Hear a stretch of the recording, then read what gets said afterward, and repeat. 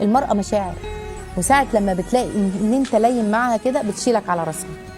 انت عارفين بالكلام ده بالكلمة دي حقك عليا. طب ما كانش قصدي، لمست ايه؟ لمست شغاف القلب اصلا. وهتيجي هتلين معاك تماما وتبقى طيعة في ايدك، واصلا بتنتهي المشكلة من قبل ما بتبتدي. بس تكون صادق وهي تحس في كلامك انك انت صادق، مش كلام مفض مجالس وترجع ريمة لعادتها القديمة. لا، مفيش كده.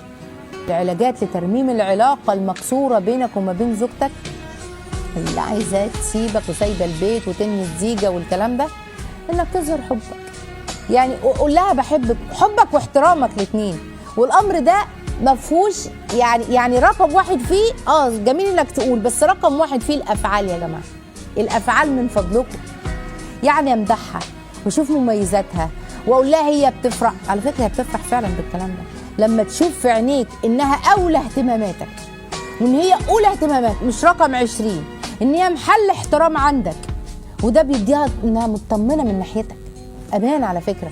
ولو فعلا ده حصل بيتك كله بيظهر عليه كده، روحها الجميله كده بتبقى في البيت كله معاك ومع بيتها ومع اولادها. باين لها حبك، وانها اهم من خروجاتك مع اصحابك مثلا.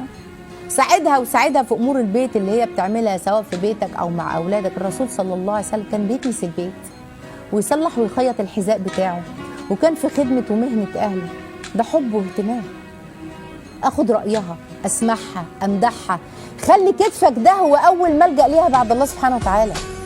مش اما تيجي تشتكي منك ليك على كتفك ده، تحكي لك وتشكي همومها. خليك انت الامان والحمايه ليها من كل الدنيا بالفعل، مش كلام، بالفعل.